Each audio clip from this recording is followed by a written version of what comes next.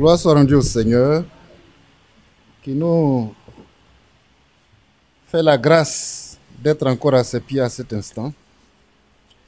Comme son serviteur l'a dit, nous avons eu cette veillée, une belle veillée. Beaucoup ne sont pas là à la sortie de cette veillée. Que Dieu soit loué. Amen. On a chanté un merveilleux cœur. Tout concourt pour mon bien. C'est pas ce qu'il a chanté tout à l'heure, l'avant-dernier. Voilà, tout. Est-ce que nous le croyons? Il faut le croire. Amen. Toutes choses concourent au bien de ceux qui aiment Dieu. Et le petit cœur dit, tout concourt pour mon bien, tout travaille pour mon bien. Tout ce qui se fait là, c'est pour mon bien. Parfois, on voit que c'est un mal qui est en train de se faire. Mais toi, si tu crois que ce mal qui est en train de se faire autour de toi, là, c'est pour ton bien, tu vas comptabiliser cela en bien. Amen. Pas plus tard que ce matin, nous avons été exhortés là-dessus. Par rapport à l'expérience de Joseph. Pour ceux qui étaient à la veillée. Joseph, tout concourt pour mon bien, tout travaille pour mon bien. Dans son songe, c'est toute sa famille, papa, maman, tout le monde, ses frères, ses sœurs, se sont prosternés devant lui. Ça crée un problème. Même pour le vieux père, c'était un problème. Tu veux dire que nous aussi, on va se prosterner à tes pieds? Ton père et ta mère? Tes frères, on peut comprendre. Que Dieu soit loué. Mais tout ce qui s'est passé après, cette haine. Et dans la haine, ses frères voulaient le tuer. La décision de le tuer, c'est pour son bien.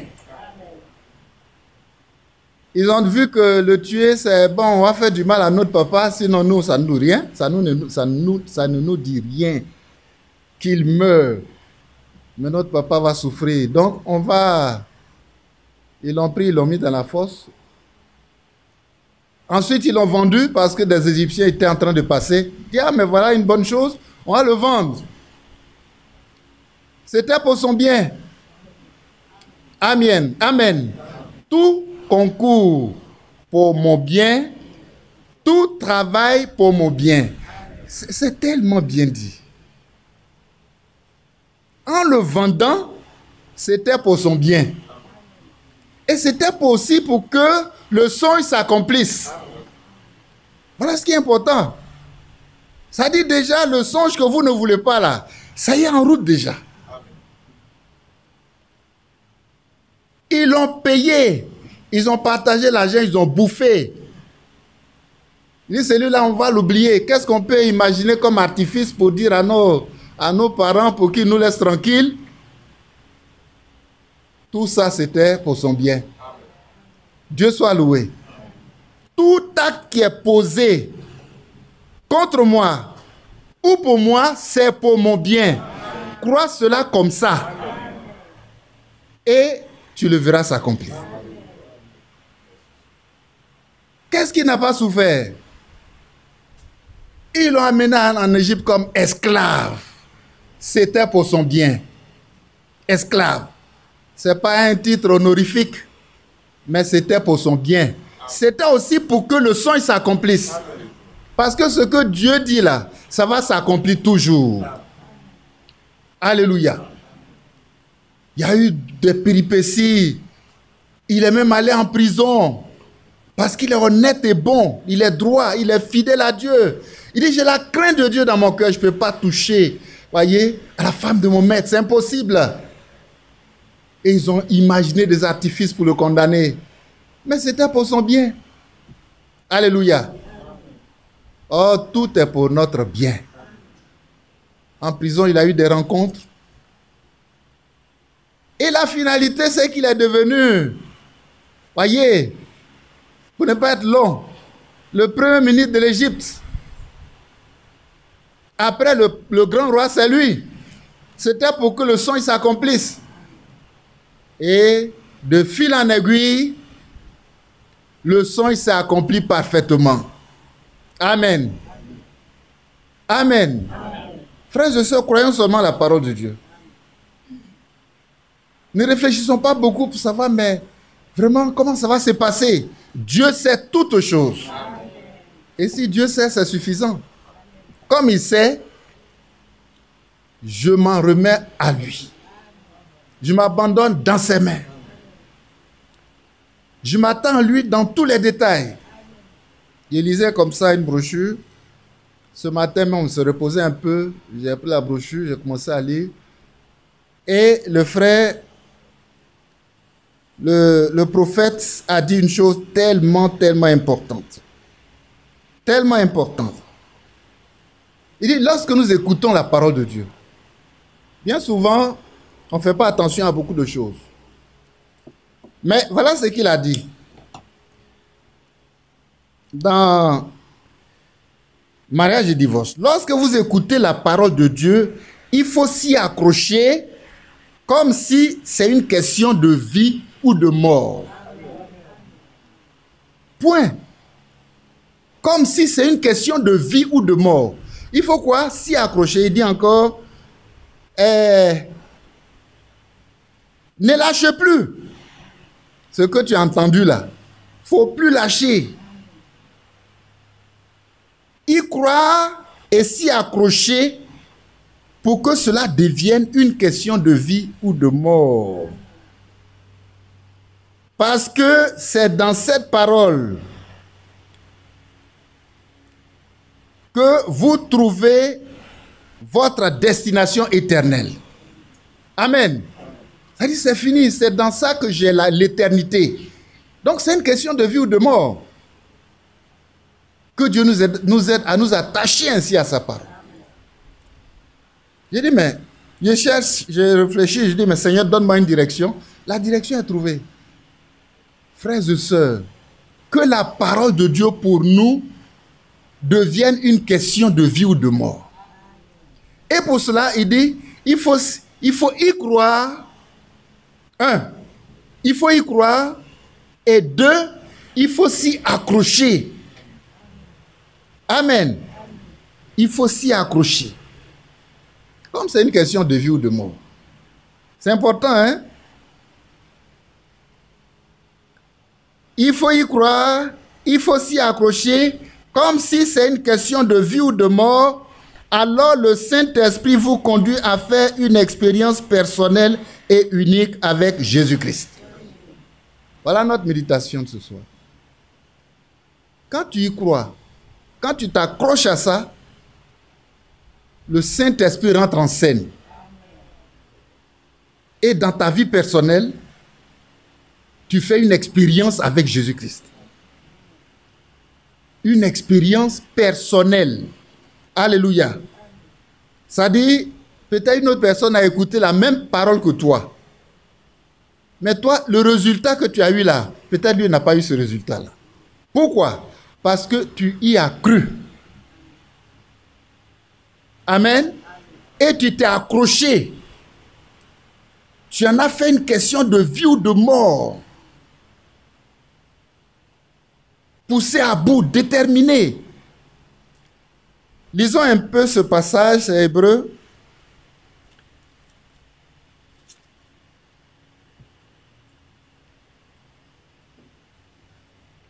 Hébreu chapitre 2.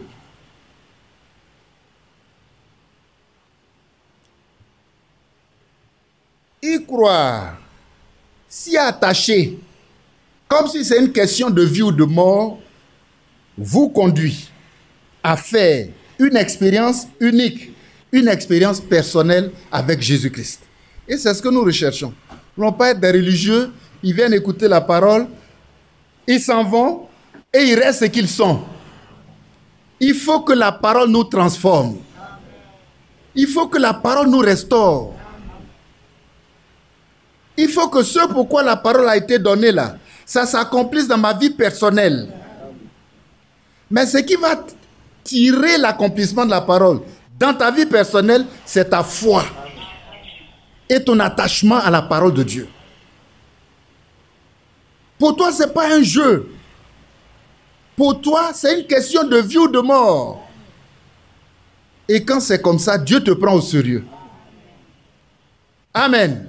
Il dit, si vous me cherchez de tout votre cœur, je me laisserai trouver. Est-ce que c'est ainsi que nous considérons la parole de Dieu? Lisons Hébreux chapitre 2. C'est pourquoi, verset 1, nous devons d'autant plus nous attacher, écoutez bien, nous attacher aux choses que nous avons entendues. Amen. Je reprends. C'est pourquoi nous devons d'autant plus nous attacher aux choses que nous avons entendues, de peur que nous ne soyons emportés loin d'elles. Les choses que nous avons entendues, c'est quoi? C'est la parole de Dieu.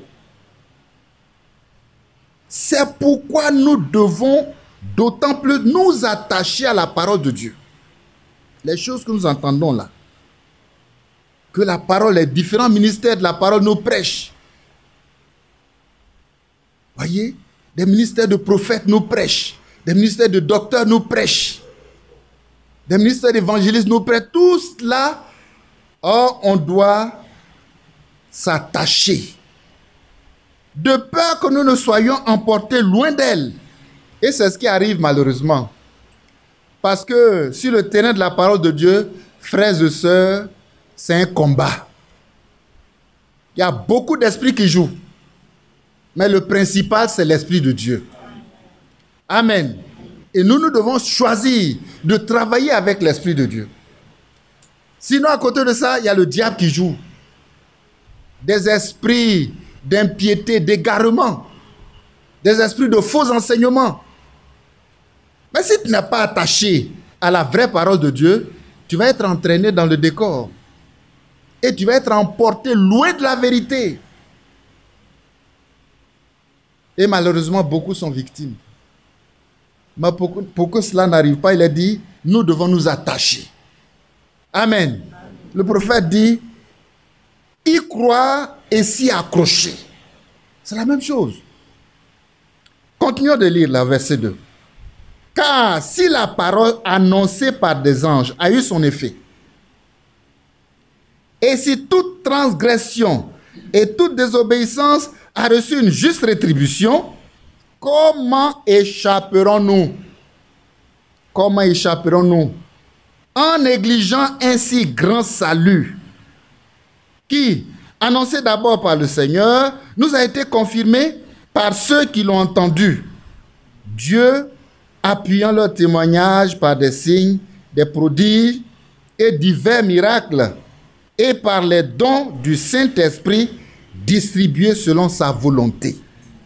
Alléluia. Il y a tout ça qui accompagne la parole de Dieu. Des miracles, des signes, des prodiges, des anges. Voyez, ils ont également leur partition à jouer. Des anges sont intervenus. Et nous, particulièrement en ces temps de la fin, nous avons reçu une parole d'ange. Amen. Ce que les gens appellent le message et puis ils jouent avec, pour nous, c'est une parole d'ange. C'est tellement sérieux. Il y a tout ça qui accompagne la parole de Dieu. Mais comment vous pensez qu'on peut échapper si on néglige cette parole? Que Dieu nous aide à être sérieux avec la parole de Dieu. Y croire et s'y accrocher. Parce que ce n'est pas le fait d'avoir la connaissance seulement. Mais ce qui est dedans là, moi aussi je dois l'expérimenter dans ma vie personnelle. Oui, est-ce que le prophète a dit? Il a dit cela. Il dit y croire, s'y accrocher, cela devient vie en vous. Amen. Cela devient vie en vous parce que cette parole parce que dans cette parole, vous trouvez votre destinée éternelle. Et ensuite, voyez, le Saint-Esprit vous amène à faire une expérience personnelle et unique avec Jésus-Christ. Voyez, une expérience personnelle et unique avec Jésus-Christ. Donc, il y a un objectif. Je suis venu, j'ai écouté la parole de Dieu. Quel est l'objectif? Quelle est la finalité? C'est l'expérience avec Jésus-Christ. Amen. Et c'est dans l'expérience avec Jésus-Christ que j'ai la guérison. Amen. C'est dans l'expérience avec Jésus-Christ que j'ai le baptême du Saint-Esprit. N'est-ce pas? C'est dans cette expérience-là que j'ai tout et tout. C'est pourquoi il est écrit, celui qui a Christ là, il a tout. Rien ne lui manque. Oh, que Dieu soit loué. Celui qui a Christ, il a tout. Je regardais et il est annoncé 2 grands mystères. C'est de cela qu'on va parler. Et c'est en rapport avec ce que nous avons déjà dit. 2 mystères. 2 mystères. L'un pour nous, l'épouse de Jésus-Christ dans notre préparation. Et le second mystère, c'est pour Israël. 2 mystères. Pour cela, nous allons prendre. Et quand on regarde de près, Colossiens, chapitre combien? Premier. Il y a 2 mystères.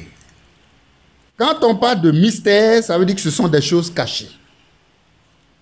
Les choses cachées sont pour Dieu. C'est lui qui sait de quoi il s'agit. Mais ce qui est pour Dieu, caché, qui est pour Dieu là, ça devient pour toi quand Dieu lui-même te donne la révélation. Ah, il veut te le donner.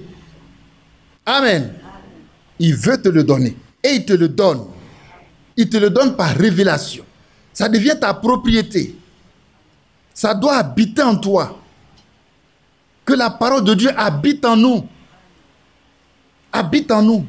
Dans toute sa richesse. Pour que tout ce que nous faisons, en pensée, en action, tout doit être au nom de Jésus-Christ. C'est là on dit que la parole habite en toi. Amen. Ça, c'est un premier mystère. Et il s'est présenté comme un mystère. Et ensuite, ce mystère nous est révélé. Et si c'est révélé, ça devient pour nous. Et si c'est pour toi, il faut prendre. Il faut l'expérimenter. Amen. Il faut rentrer dedans en profondeur. Lisons Colossiens comme j'ai annoncé déjà. Chapitre 1er. Chapitre 1er, plutôt. Regardons à partir du verset 24. Je me réjouis maintenant. Je me réjouis maintenant dans mes souffrances pour vous. Et ce qui manque aux souffrances de Christ, je l'achève dans ma chair. Pour son corps qui est l'Église. Ça, c'est Paul qui parle. C'est d'elle que j'ai été fait ministre, selon la charge que Dieu m'a donnée auprès de vous, afin que j'annonçasse pleinement la parole de Dieu. Verset 26. Le mystère caché de tout temps et dans tous les âges, mais révélé maintenant à ses saints. Amen. Ce qui était un mystère, non seulement c'est un mystère, mais c'est encore caché. Déjà, même quand c'est un mystère seulement, c'est caché. Et c'est caché 2 fois. Voilà. Mais ce mystère est révélé pour ses saints. Et ces saints, nous en faisons partie. Frères et sœurs, faisons attention aux choses que nous entendons. Tu les entends pour enrichir ta connaissance, pour savoir que, voilà ce qui s'est passé, ou bien tu les entends pour les recevoir et expérimenter la parole de Dieu. Amen. Pour que Christ habite en toi. Verset 27. À qui Dieu a voulu faire connaître, je reprends à partir du verset 26, le mystère caché de tout temps et dans tous les âges, mais révélé maintenant à ses saints, à qui Dieu a voulu faire connaître quelle est la glorieuse richesse et ce mystère parmi les païens, savoir Christ en vous. Christ en vous, l'espérance de la gloire. Quel est ce mystère? C'est Christ en nous, l'espérance de la gloire. Amen. Ce mystère qui est caché, révélé maintenant à ces saints dont nous faisons partie. Et ce mystère, c'est Christ en nous, l'espérance de la gloire. Christ en nous, l'espérance de la gloire. Lisons Éphésiens.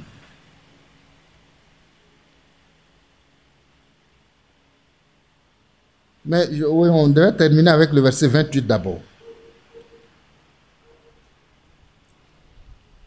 Parce que si ce qui est un mystère est révélé et nous l'avons reçu, j'y ai cru, je me suis accroché à cela, alors Christ va se manifester en moi. Verset 28 dit ceci.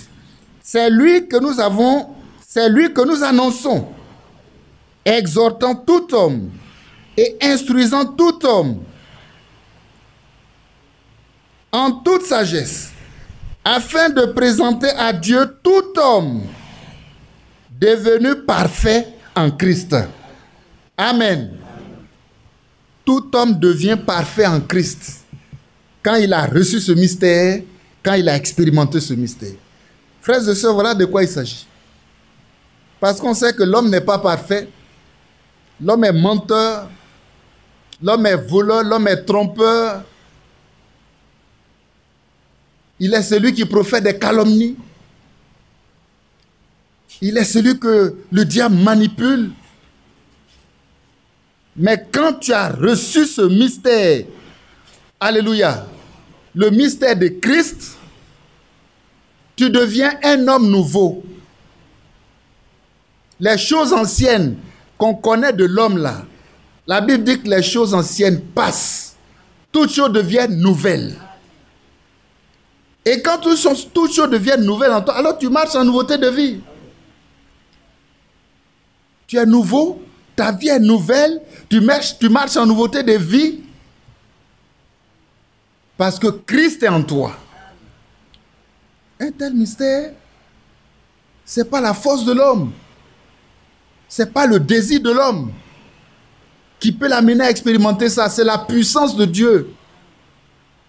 Et c'est dans cette puissance que nous croyons. Et quand nous sommes ici, à chaque fois, frères et sœurs, c'est pour expérimenter cette puissance.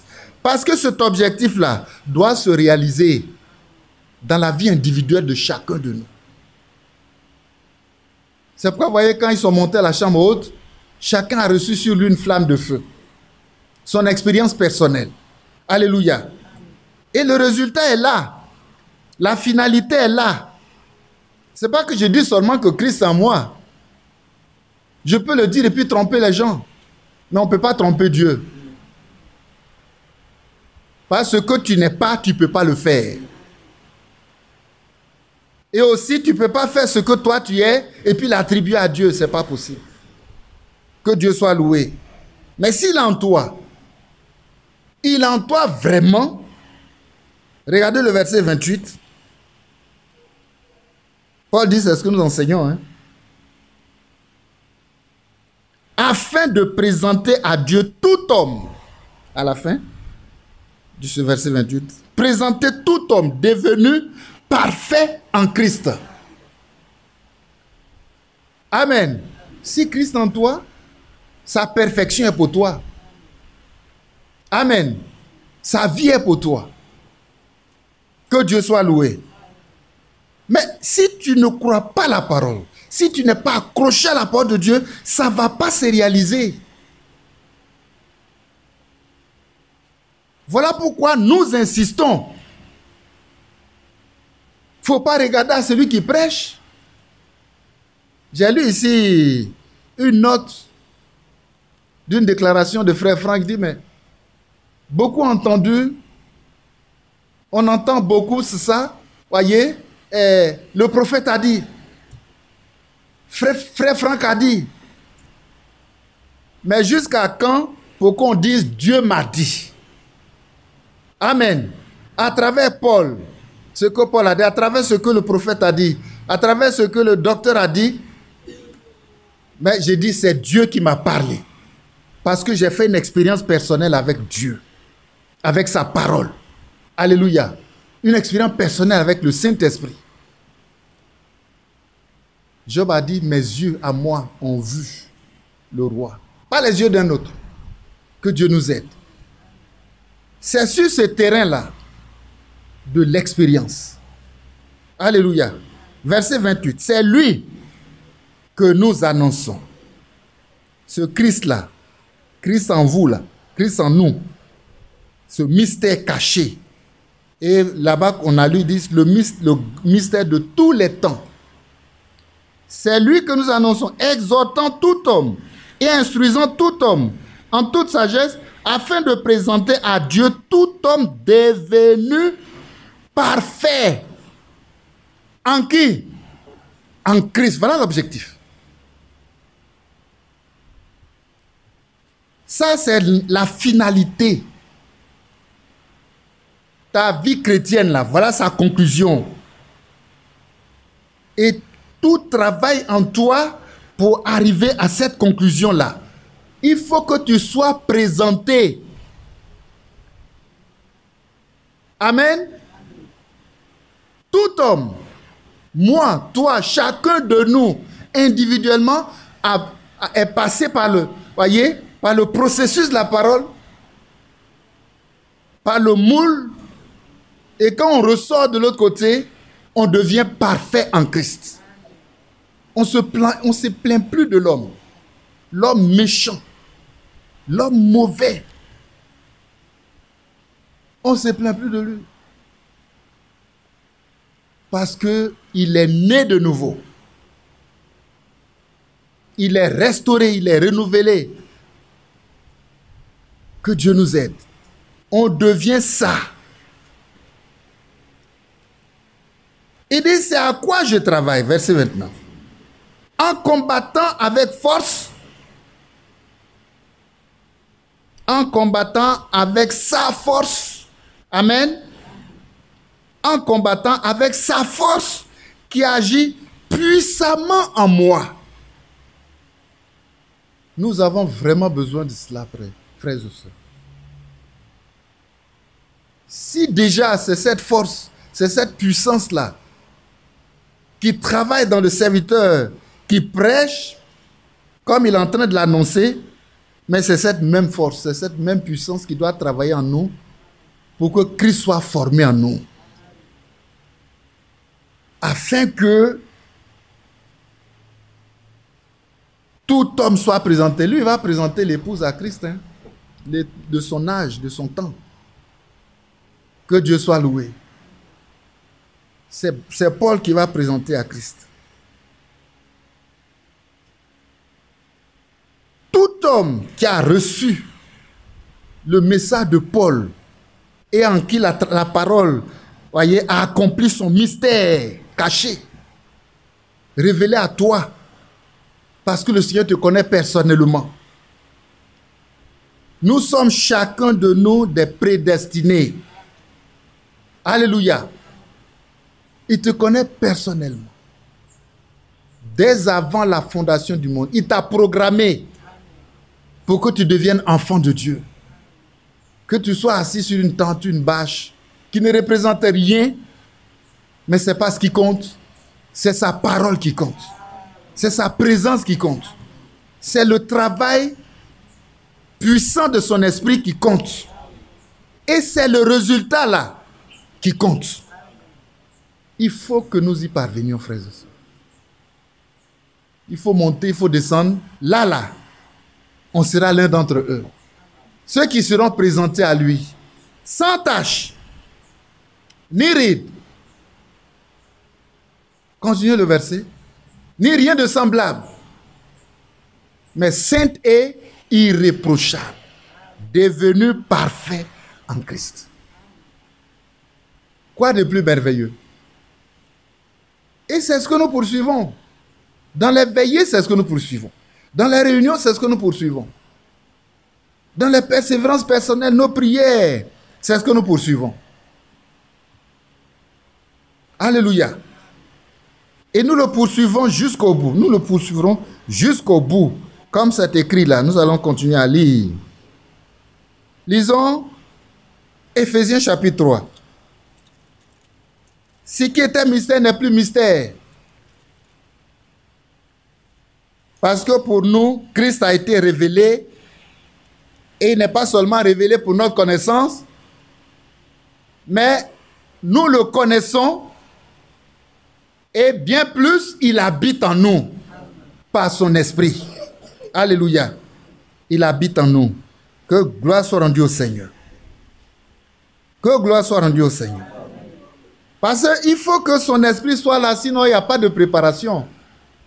Préparation, vous voyez, c'est pas pour... Non, non, c'est pour aller au ciel. Qui connaît le chemin? Qui connaît le chemin? Qui sait où c'est situé? Dans quelle galaxie? C'est au-delà de toutes les galaxies. Oh, c'est merveilleux. Notre chemin, c'est Jésus-Christ. Notre vie, c'est Jésus-Christ. Alléluia. C'est devenu réalité. Chacun prend sa part. Travaillons à notre salut avec crainte et tremblement. Parce que c'est délicat. Que Dieu nous aide. Prenons. Dans Éphésiens, il dit la même chose qu'il a mis dans Colossiens ici, que nous sommes en train de lire. Voyez? Ce qu'il a mis dans Colossiens là, il dit la même chose, c'est le même Paul qui parle, le messager de l'église du premier âge.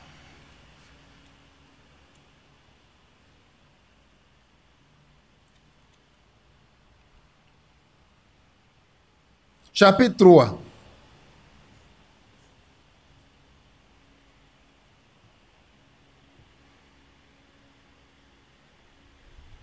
Au verset 4. Mais nous lisons à partir du verset 3. C'est par révélation, Paul donne son expérience personnelle,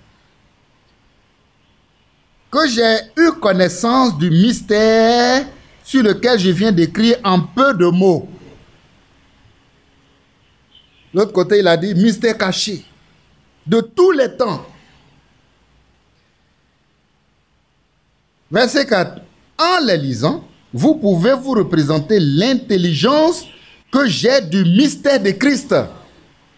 Amen.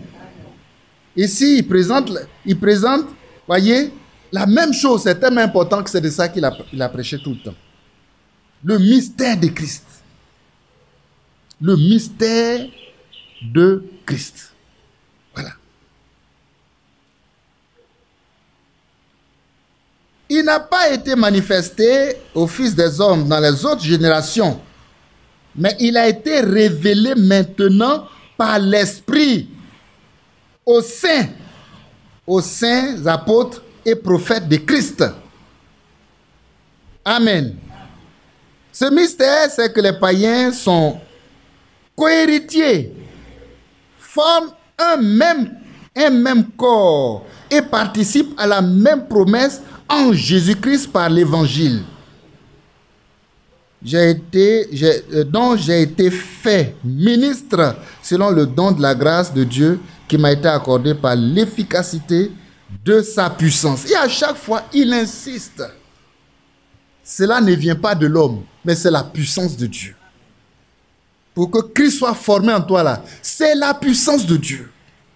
Lui, il reconnaît qu'il a reçu cette puissance pour pouvoir le prêcher. Maintenant, toi qui le reçois, tu reçois la même puissance pour pouvoir le vivre, l'expérimenter, prendre ta part. La même puissance. Et c'est sous cette autorité que nous sommes. Que gloire soit rendue au Seigneur. Oui, oui, c'est tellement important. Il est allé chez les Galates. Et il a présenté la même chose. Allons là-bas.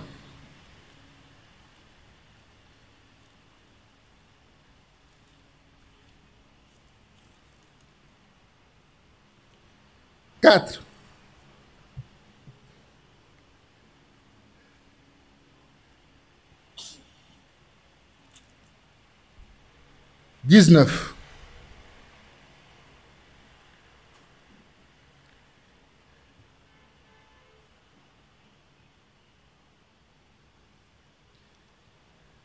Mais on va lire à partir du verset 17, pour bien prendre le contexte, c'est 17. Le zèle qu'ils ont pour vous n'est pas pur, mais ils veulent vous détacher de nous, afin que vous soyez zélés pour eux. Il est beau d'avoir un zèle pour ce qui est bien, et en tout temps, et non pas seulement quand je suis présent parmi vous. Mes enfants, pour qui j'éprouve de nouveau les douleurs de l'enfantement, jusqu'à ce que Christ soit formé en vous. Amen. Jusqu'à ce que Christ soit formé en vous. Jusqu'à ce que Christ soit formé en vous. Quand on prend Galates chapitre 2, il explique encore comment Christ est formé en nous. Galates chapitre 2, verset 20. J'ai été crucifié avec Christ. Et si je vis, ce n'est plus moi qui vis. C'est Christ qui vit en moi. Si je vis maintenant dans la chair, je vis dans la foi au Fils de Dieu, qui m'a aimé et qui s'est livré lui-même pour moi. Je ne rejette pas la grâce de Dieu, car si la justice s'obtient par la loi, Christ est donc mort en vain. Que Dieu soit loué. Que Dieu soit loué. Chacun de nous doit faire la même expérience pour dire « J'ai été crucifié avec Christ ». Dans Romains, il dit « Mais ne savez-vous pas que vous tous qui avez été baptisés en Jésus-Christ, c'est en sa mort que vous avez été baptisés ?» C'est pas ce que nous lisons. Il dit, mais vous ne le savez pas? Oh, c'est parce que bien souvent, on allait se baptiser comme ça, sans le savoir. Voyez? Mais, quand quelqu'un se baptise, c'est que lui-même, il est déjà mort en Christ. Ce n'est pas un mort qu'on enterre, c'est un mort qu'on enterre. Et baptême veut dire enseveli avec Christ. C'est un mort qu'on peut ensevelir. Vous attrapez un vivant pour aller le mettre dans un trou pour l'enterrer, alors là, ça va être difficile.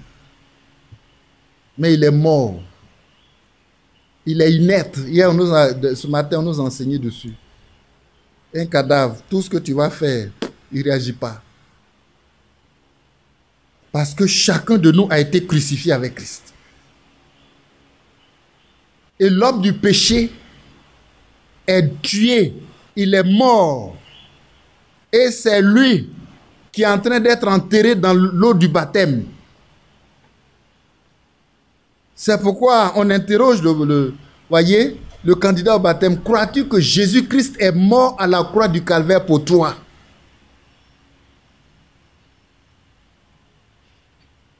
Amen. L'acceptes-tu comme ton sauveur personnel? Crois-tu que tu es en Jésus-Christ crucifié, mort avec Christ? Et alors tu lui donnes toute ta vie pour marcher avec lui jusqu'à la fin de tes jours. Tu prends l'engagement, tu dis oui. Ça, c'est un engagement de foi. Y croire et s'y attacher comme une question de vie ou de mort. Alléluia. Effectivement, c'est une question de vie ou de mort. Il y a ma mort dedans, il y a ma vie dedans. Celui qui meurt avec Christ vivra aussi avec Christ. Donc, ce n'est pas une question de vie ou de mort, c'est une question de vie ou de mort. Si tu meurs avec Christ, tu vivras aussi avec Christ. Mais tant que tu n'es pas mort avec Christ, tu ne peux pas vivre avec Christ. Que Dieu nous aide à cela. C'est ainsi qu'on allait aux eaux du baptême, pécheurs, sans avoir expérimenté la mort avec Christ. Et on nous a mouillés, on nous a trempés, on ressort pécheur sec mouillé, pécheur sec trempé dans l'eau, il ressort mouillé. Mais tout ce qui est mouillé là, il va sécher. Et qu'est-ce qui a changé? Rien n'a changé. Il reste ce qu'il est. Si c'est comme ça, nous avons expérimenté le baptême, c'est peine perdue, c'est malheureux. C'est un cadavre qu'on enterre. C'est un cadavre qu'on enterre. Parce que c'est l'ensevelissement. C'est une figure de l'ensevelissement, le fait qu'on le plonge dans l'eau là. C'est-à-dire il est enseveli avec Christ. Parce qu'avant ça, il est mort avec Christ à la croix. Alléluia. Il est enseveli avec Christ. C'est pourquoi il est baptisé en Christ. Amen. On invoque sur lui le nom de Jésus-Christ. Et quand il ressort en nouveauté de vie.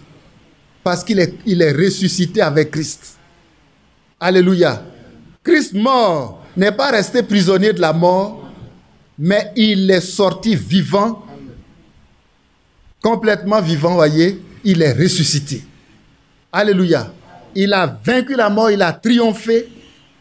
De même, nous aussi, frères et sœurs, c'est notre chemin de mourir avec Christ à la croix, d'être enseveli avec Christ par le baptême et de ressortir vivant, crucifié et ressuscité avec Christ.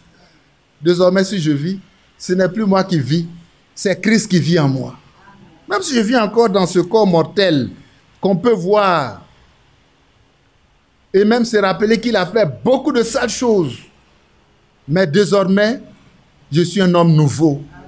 Et je vis par la foi au Fils de Dieu qui est mort et ressuscité pour moi. C'est de ça qu'il s'agit dans ce verset 20. J'ai été crucifié avec Christ. Et si je vis, ce n'est plus moi qui vis, c'est Christ qui vit en moi. Quelqu'un qui a suivi ce chemin-là, de la croix, donc aux eaux du baptême, parce qu'il est mort avec Christ, il est sorti, ressuscité, régénéré, un homme nouveau. C'est naturel qu'au sortir de cette eau du baptême, le Seigneur mette en lui son esprit. Amen. C'est normal que la boucle là se ferme dans sa vie personnelle par le baptême du Saint-Esprit.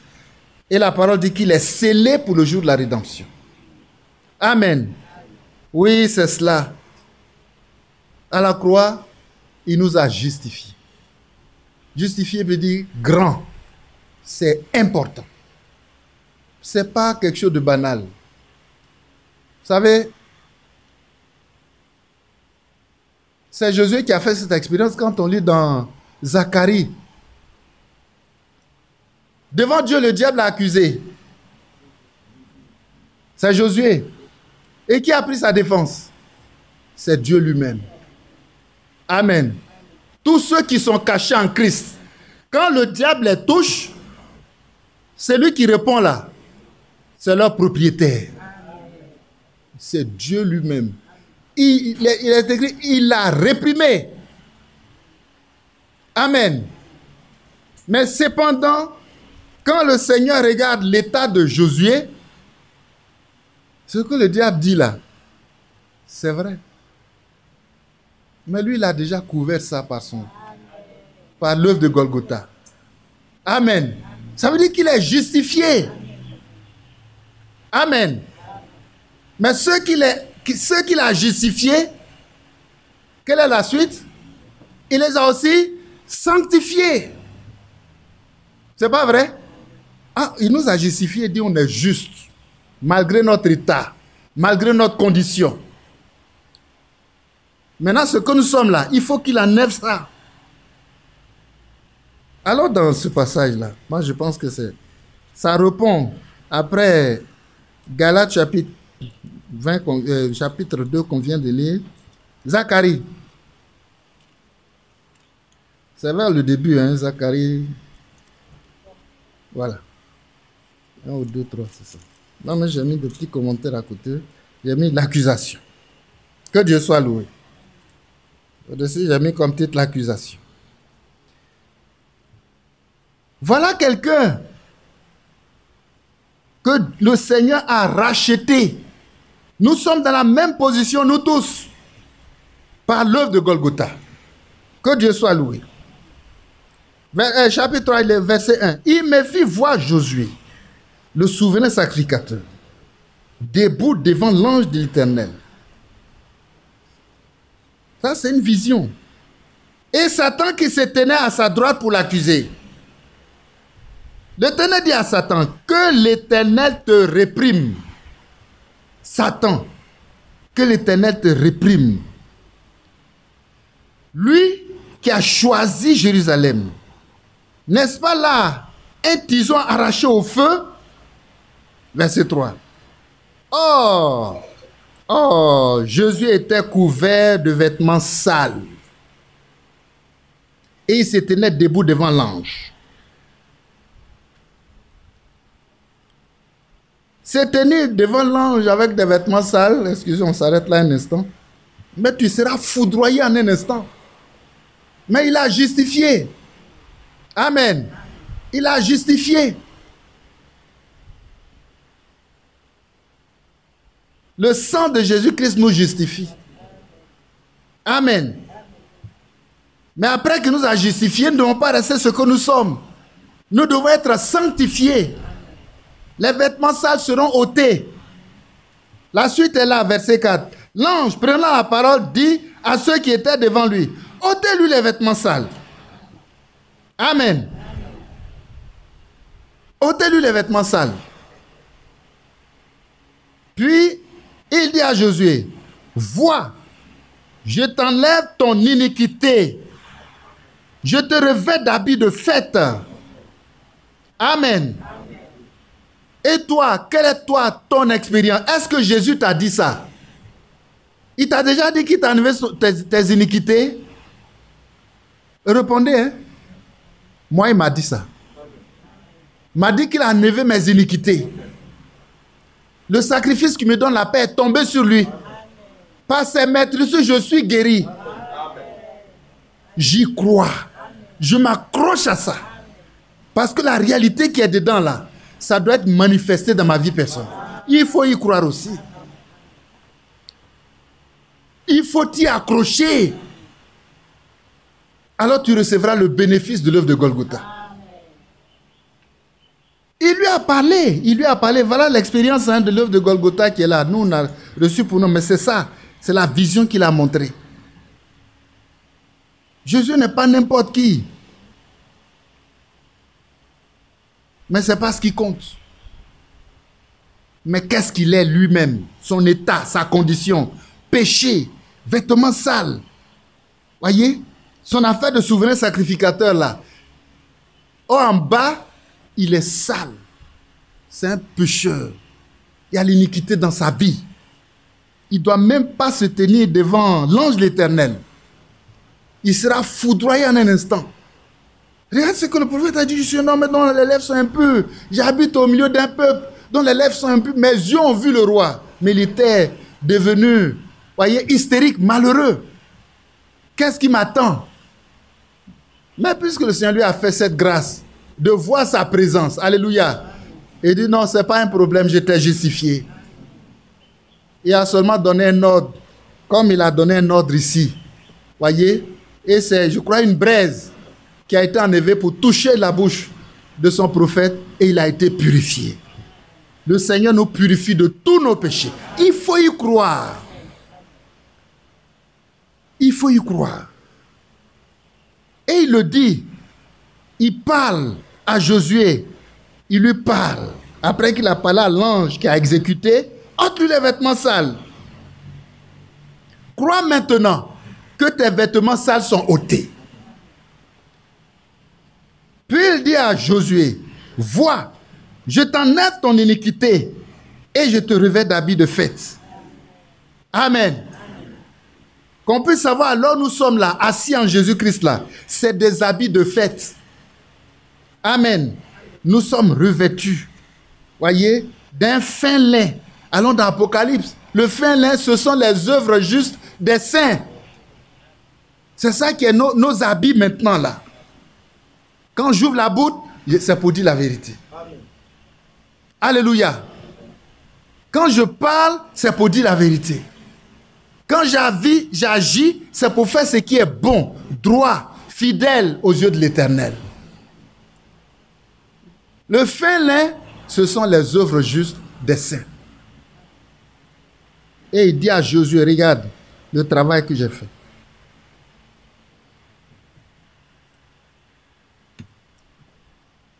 Il n'arrête pas là, verset 5. J'ai dit qu'on mette sur sa tête un turban pur. Et ils mirent un turban pur sur sa tête. Et ils lui mirent des vêtements. L'ange de l'Éternel était là. L'ange de l'Éternel dit à Josué cette déclaration. Ainsi parle l'Éternel des armées. Si tu marches dans mes voies, Amen. Si tu observes mes ordres, tu jugeras ma maison et tu garderas mes parvis. Et je te donnerai libre accès parmi ceux qui sont ici. Amen. Écoute donc, Josué, souverain sacrificateur, toi et tes compagnons qui sont assis devant toi, car si ce sont des hommes, qui serviront de signe, voici, je ferai venir mon serviteur, le germe. Et le germe est venu. C'est Jésus-Christ. Il est là à la croix pour nous. Voyez? Oh, c'est tellement merveilleux. Le germe est venu. Il a fait le même travail pour nous, pour chacun de nous individuellement. J'ai le droit de dire, j'ai été crucifié avec Christ. Amen. Toute l'expérience que Josué a vécue devant, voyez, l'ange de l'Éternel, point par point, les vêtements sales ont été ôtés. C'est notre iniquité. On nous a donné des vêtements purs, propres, blancs. Voyez, comme c'est dit là.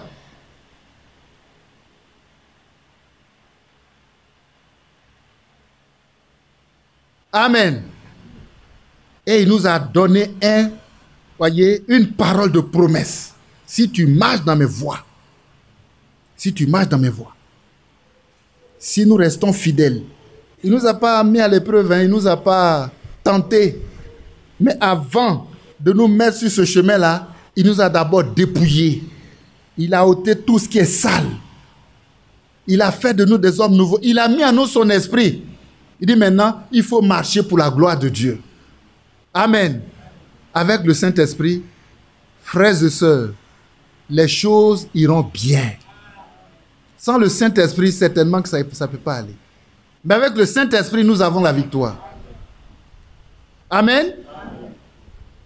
Parce que ce n'est ni par la force, ni par la puissance, c'est par son esprit. Et celui qui est en nous, là, il est plus grand que celui qui est dans le monde. Et à chaque fois, on a la victoire. Et à chaque fois, quand tu résistes, avec une foi ferme, le diable fuit. Il fuit loin de toi, parce qu'il voit la présence de Dieu. Amen. Il voit la puissance de Dieu sur toi. Il voit le feu de Dieu sur toi. C'est ce qui le fait fuir. Hein? Sinon, toi, tu n'es rien pour faire fuir Satan. Mais le Seigneur, il t'a armé.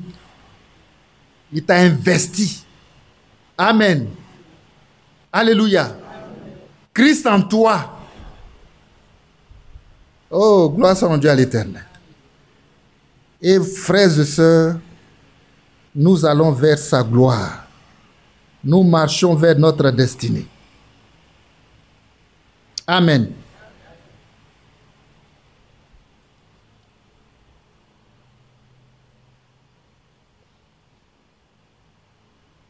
Nous marchons vers notre destinée. Tel qu'il l'a fait. C'était un mystère, ça ne l'est plus parce qu'il nous l'a révélé. Il est venu lui-même. Il a accompli. À la croix, il a dit, tout est accompli.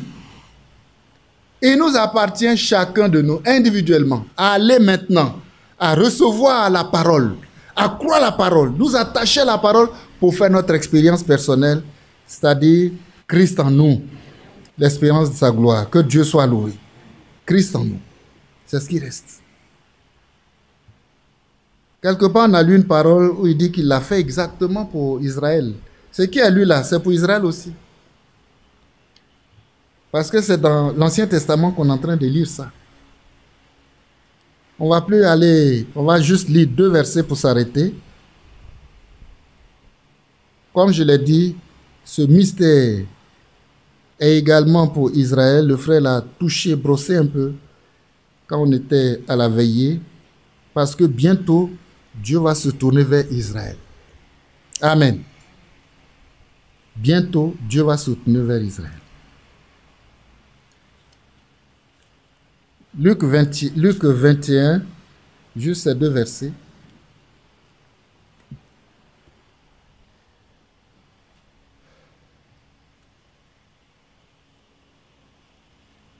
Verset 24. Parce qu'il faut comprendre exactement ce que Dieu fait.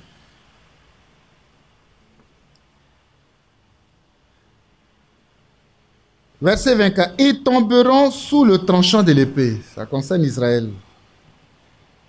Ils seront emmenés captifs parmi toutes les nations. Et Jérusalem sera foulée aux pieds par les nations jusqu'à ce que les temps des nations soient accomplis.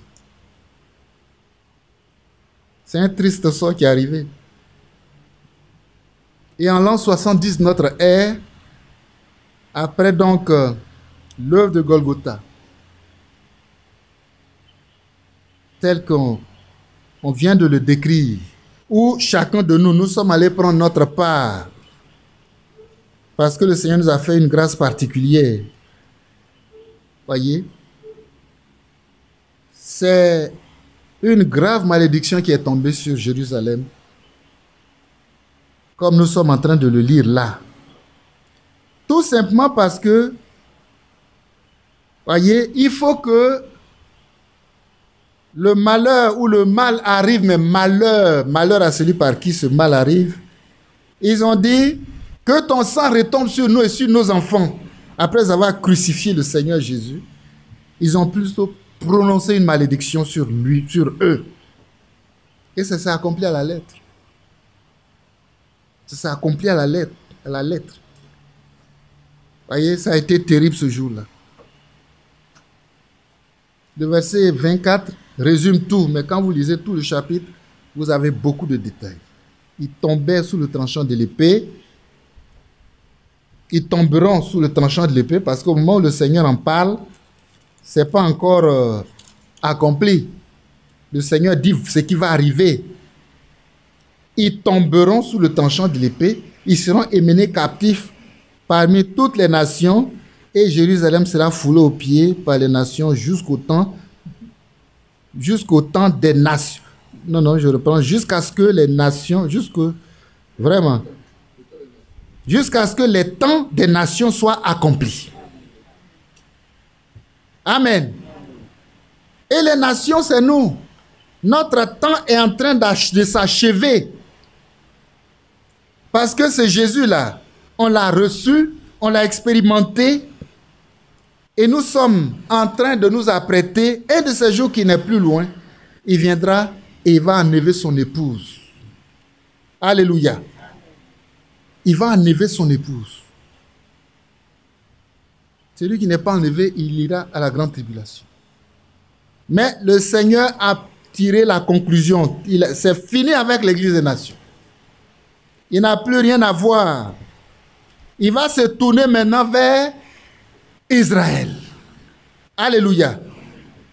Lisons un autre passage pour bien cerner ce que nous sommes en train de dire. C'est Romains chapitre 11.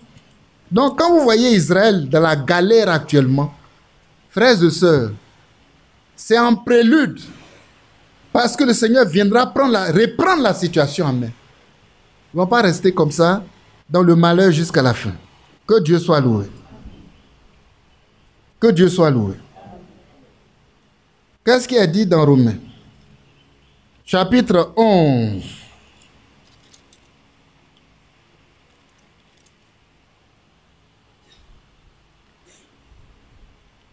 Romains chapitre 1, verset 7 à 10, allons rapidement. Quoi donc? C'est qu'Israël cherche, il ne l'a pas obtenu. Mais l'élection l'a obtenu. Tandis que les autres ont été endurcis. Verset 8.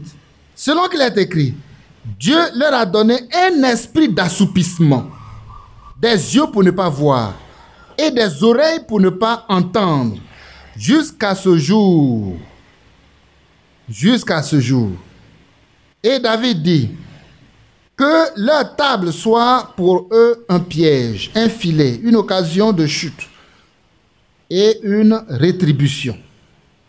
Que leurs yeux soient obscurcis pour ne point voir et tiens leur dos continuellement courbé. Verset 25. Allons lire rapidement. Nous on va sauter tout ça pour lire verset 25. Car je ne veux pas, frères, que vous ignoriez ce mystère. Donc, il appelle aussi ça un mystère. Ce qui arrive à Israël, là, c'est un mystère. Mais quand le mystère est révélé, ce n'est plus un mystère. Et quand tu le reçois, tu expérimentes la grâce de Dieu. Alléluia. Ceux qui vont recevoir ce mystère pour Israël, là, voyez, ils vont expérimenter la grâce de Dieu aussi. Car je ne veux pas, frères, que vous ignoriez ce mystère, afin que vous ne vous regardiez point comme sages. C'est que une partie d'Israël est tombée dans l'endurcissement, jusqu'à ce que la totalité des païens soit entrée. Amen. Voyez la grâce, c'est ça, l'élection. C'est par élection que nous rentrons. Et il traite avec les nations maintenant et il termine avec les nations avec l'enlèvement. Frères et sœurs, soyons prêts pour l'enlèvement. Parce qu'après ça, le Seigneur, voyez, a fini avec les nations, il tourne les regards vers Israël. Et les choses sérieuses vont commencer avec Israël. Où est-ce que nous en sommes? Verset 26. Et ainsi tout Israël sera sauvé. Selon qu'il est écrit, le libérateur viendra de Sion et il détournera de Jacob les impiétés. Alléluia. Oui, il va détourner de Jacob toutes ses impiétés. Et ce sera mon alliance avec eux lorsque j'ôterai leurs péchés. Il n'a pas ôté nos péchés. Amen. Toi qui crois en Jésus-Christ, tes péchés sont ôtés. Eux, ils n'ont pas cru. Donc, leurs péchés restent là encore. Mais le malheur, c'est qu'il ne faut pas dire que le sang de Jésus retombe sur moi. Non, non, non. C'est une malédiction. Et ils l'ont payé cash. Mais malgré tout, il va revenir. Parce que c'est un Dieu de grâce. Que son nom soit glorifié. Et tout ce qui souffre actuellement là, c'est ça, hein, les souffrances. Ils vont les accumuler jusqu'à ce que le Seigneur vienne. C'est pourquoi quand nous lisons l'heure sur cette horloge-là, on sait que le temps n'est plus loin pour que le Seigneur se tourne vers Israël pour son salut. Alléluia. Et quand il se retourne, c'est que pour nous est fini. Voyez, alors le petit temps qui reste là, nous devons en profiter. Que Dieu nous aide à comprendre cela. Verset 28, en ce qui concerne l'évangile, ils sont ennemis à cause de vous, c'est-à-dire à cause de nous. Mais en ce qui concerne l'élection, ils sont aimés à cause de leur Père. Amen. Car Dieu ne se répand pas de ses dons et de ses appels. Il a choisi Israël, même s'ils ont mal fait. Il a fait la promesse qu'il ne va jamais les abandonner. Il va retourner à eux.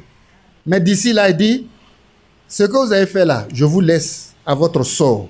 Je me trouve les païens, voyez, et c'est là-bas que je vais prendre une épouse. Amen. Et quand j'aurai fini de la prêter et de l'enlever, je vais la mettre au palais. Amen. Et il redescend maintenant pour aller en Israël. Est-ce que nous comprenons le programme de Dieu? Pour eux également, c'est un mystère. Et ça va être révélé pour eux. Et ce jour-là, voyez, oh, ça sera des moments glorieux. On lira juste la dernière parole dans Zacharie. Ce jour-là, c'est même écrit comme ça, ce jour-là. Oh, gloire soit rendue à l'Éternel.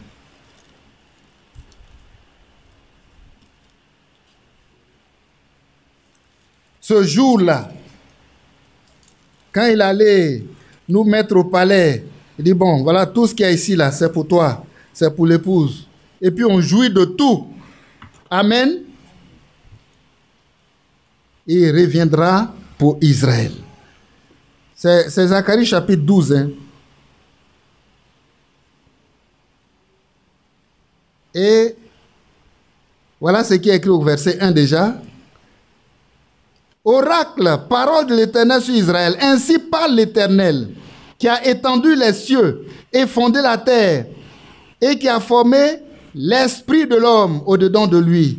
Voici, je ferai de Jérusalem une coupe d'étourdissement pour tous les peuples d'alentour, et pour Juda dans le ciel de Jérusalem.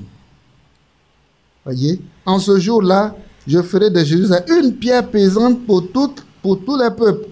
Tous ceux qui la soulèveront seront meurtris, et toutes les nations de la terre s'assembleront contre elle. C'est ce que nous sommes en train de voir. Ça va aller en s'empirant.